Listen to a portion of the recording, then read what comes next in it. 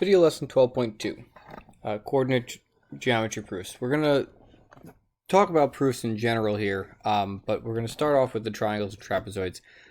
That's a little bit of a review because we talked about these, at least triangles we did last unit. So hopefully the beginning part is just a kind of refresher. I just want to go in a little bit more detail about those things and then include trapezoids for this video. So one of the key things is the note that the formula is used here. These are all important things you need to know, and these are basically what are going to help you be able to actually provide the necessary work that proves the concepts that we're trying to do. One of the things I just want you to reiterate is just this key sentence that I have up here, and that is that all coordinate geometry proofs require not only math but written sentences to explain. So you got to make sure that you have a conclusion or a sentence that ties together what you are trying to show mathematically. All right. So just as a quick refresher, let's look at how we can prove different types of triangles. We've done these, or we've talked about these, but again, want you to have them here. So make sure you take a chance to write down each of these things. If you have to pause the video to do that, that's fine. But I just want to make sure you have all of these things. So if I'm trying to prove an isosceles triangle, right, we could use the distance formula to show that two sides are congruent, which is, again, something we've done in the past. If we got to prove that it's a right triangle, we do have two ways. And again, last unit we talked about both of those things. I prefer personally, whenever possible, to use the slope formula to show that two sides are perpendicular. You also have the option of using the distance formula to show that the Pythagorean theorem is true, which is fine. Sometimes it's a little bit longer, but again, this might be an option that's better if you already have the lengths of the sides. So it kind of depends on the context and what information you have, or whatever information you're finding in the question at hand. To show that it's both an isosceles right triangle, again, we're going to do that for both those things, right? Show that it's both distance formula to show the two sides here. Oh, I forgot to write in here.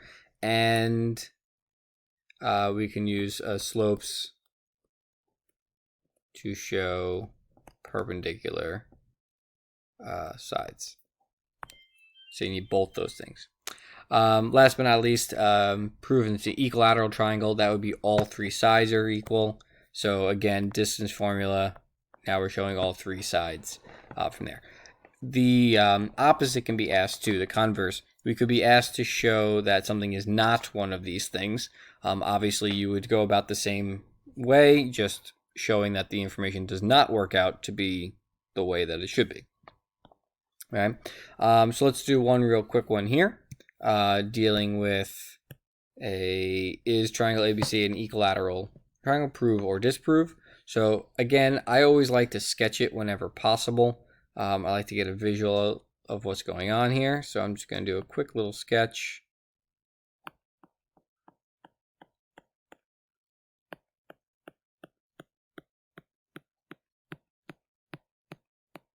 All right, so let's just plot these points here as best we can. It's just a sketch. 1, 2, 3, 4.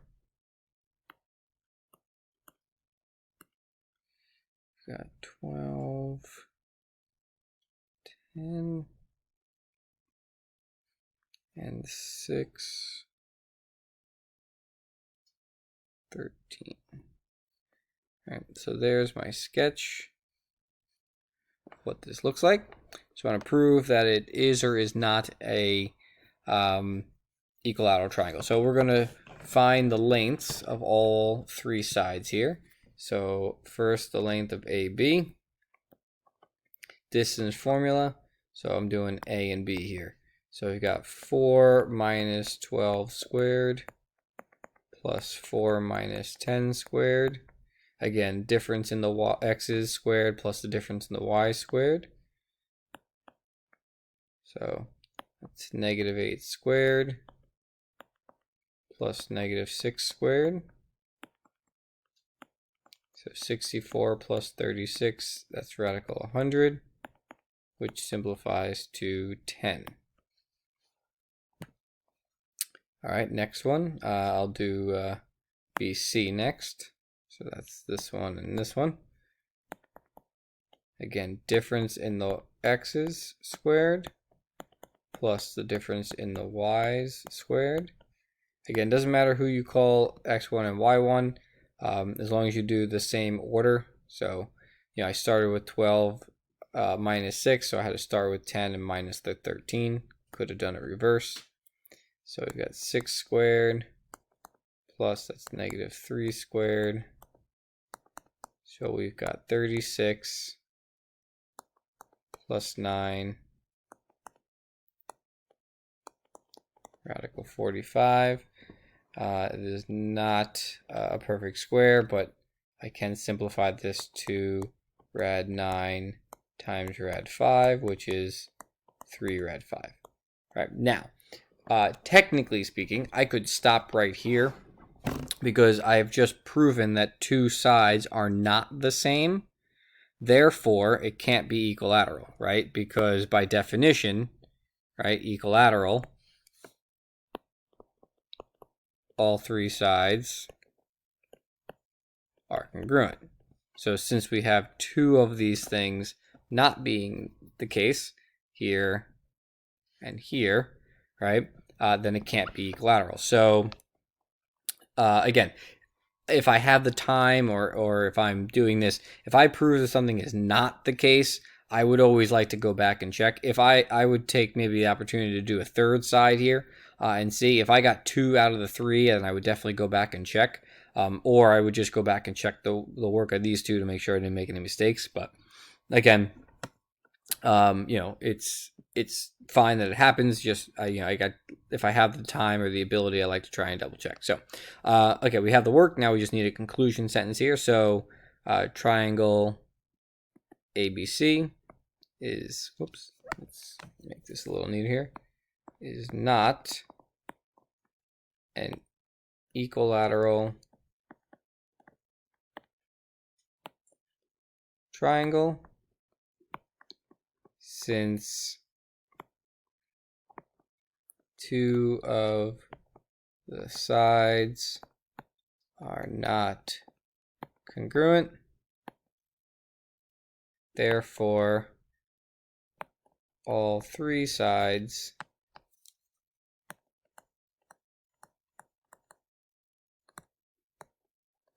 can't be equal from that. So again, this one's kind of like a redundant sentence, but again, what we were trying to show, what information we did to get there, and what that conclusion means. So for that part. All right, for trapezoids, here's two scenarios that we're going to be talking about. One is prove that it's just a trapezoid, so that's a nice, pretty straightforward one. Just simply use the slope formula, and we want to show that two sides are parallel. That's going to be two opposite sides. In order for them to be parallel, it will have to be the opposite ones. And then isosceles trapezoids, well, of course, we first need to know that it's a trapezoid, so we'd have to use the information from here. So we do that. And then we could use the distance formula to show the non-parallel sides are congruent. That's key. Has to be the non-parallel sides here. Because if it's two pairs of opposite sides are congruent, that would be enough to show that it's a parallelogram, not an isosceles trapezoid. So make sure it's the non-parallel sides. Okay. All right, so once again, I'm going to sketch this real quick here. Just kind of give a ballpark here. We got 0, -2. We've got 9, 1. That's B. We've got 4. Let's just do 1. There we go. So we got 4, 6 is C, and 1, 5 is D. So again, as a sketch here, I've got, this is my picture. Again, If I was using a straight edge, it would be a little bit nicer. But all right, so we're trying to show that it is in fact, a trapezoid. So again, by definition, I'm looking for opposite. I should say here, at least one pair of. Why is my pen so sloppy here? Let's try that. Make that a little nicer here. At least one pair of opposite sides are parallel. That's what we're looking for. So it doesn't matter. Look, again, the reason I like a sketch is because based on my sketch, it looks like, right? Clearly, it looks like DC and AB would be the sides that would be possible about being parallel. So let's do that. So I'm going to do slope of AB, because again, parallel, I need to show that slopes are the same. So that's going to be, so A and B. I'm going to do difference in the y's over the difference in the x's. So that ends up being just 11 over 1, which is 11. We got the slope of DC.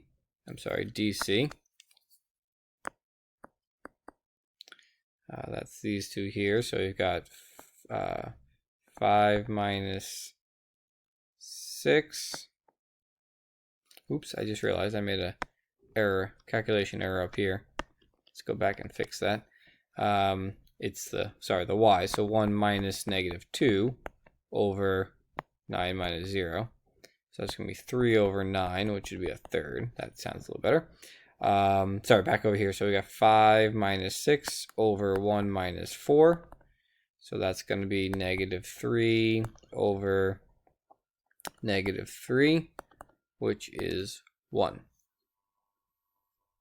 And again, I don't know where my mind is right here, but that should be -1, which would have been really 1/3. So here, now that I've fixed all my silly calculation errors here, but those two things are the same. So the same slopes.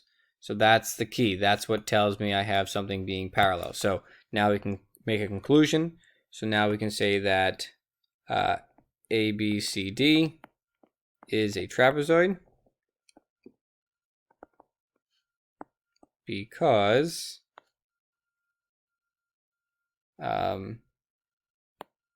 it has at least one pair of parallel lines, since the slope of AB and DC are the same. So that's our conclusion for that one. All right, part B says show that it's not isosceles. So again, that's key, is to pay attention, because if it's isosceles trapezoid, then the non-parallel sides must be congruent. So the non-parallel sides in this case would be AD and CB, because the other ones are parallel. So all I gotta do is show that they are, whether they're congruent or not, and then we can go whether it's isosceles. So AD, let's see that distance. All right, oops. So we got the difference in the, we got A and D. So difference in the x's squared plus the difference in the y's squared.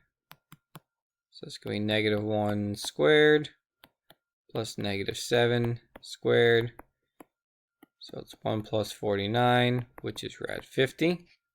And again, we could simplify that here to be 25 rad 2. So just 5 rad 2. The other one is CB.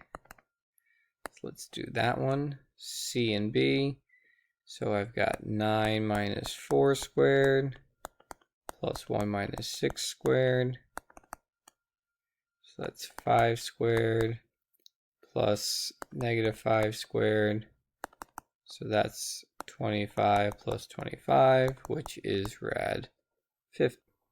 Again, I could simplify that. But again, notice these are the same. All right. So this is a disproved version, right? It should show that it's not isosceles. Now, it is possible that something like this can happen, where they say one thing, but the opposite does happen. I do get very nervous when they do things like that. In my own personal work here, whenever I get the opposite of what they've asked, I get very cautious. I go back and I diligently look over the work to make sure I didn't make any mistakes or anything like that. But in this case, it does work out to be that. So my conclusion says here that ABCD is in fact an isosceles trapezoid because the two non-parallel sides are congruent. So that would be the concept. So for this one. Okay. All right. Last but not least, let's just take an opportunity to try another one here. Just for good practice here. I'm going to let you guys try this one out. And I'm going to give you a minute to kind of try it out here. And I'm going to, instead of doing this one all out in front of you, let you guys try it and then just show you what the answer is. So take a moment, try it out, and see how you do.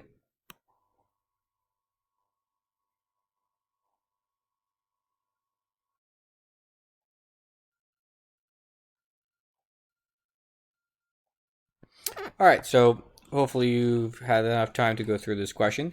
As you can see the work here, what I did was I showed, to show that it was a trapezoid, I took the two sides that looked to me to be parallel, RS and UT, found their slopes, got them to be equal. Therefore, I was able to state that I do have, that since RSTU has two sides with the slopes, with equal slopes, then RS is parallel to UT, making it a trapezoid since at least one pair of sides are parallel. And then to show that it's not a parallelogram, again, my gut says to follow along that it is that. I showed the slopes of RU and ST, 8/3 and -5/3. They're not the same, therefore they're not parallel. So that allows me to make my conclusion sentence that says that since RSTU does not have two pairs of opposite sides that are parallel, it cannot be a parallelogram. Again, the use of the graph is optional, so I was able to just sketch it out here. One quick little note to remind yourself, especially for recent exams or any other tests like that, when you are told that something is optional like that, if you use it, anything that you do on here and you write on here is subject to grading. So if you make an error here, it is something that does apply and they can take points off for. But I will say when it comes to geometry, I really do recommend using the graph whenever possible to help you out. Even if it's just simply to sketch it like I did here, allows me to kind of see what's going on and get a general picture of what's happening. It also, in this case, allows me to kind of cheat and go, quickly just calculate my slopes rather than having to do the whole slope formula and stuff like that. But like I said, it's technically one of those things though that if you use it, it is subject to grading. So, all right. So again, take a opportunity to go back over anything you're not sure of in the video. And then again, utilize the practice problems for better understanding.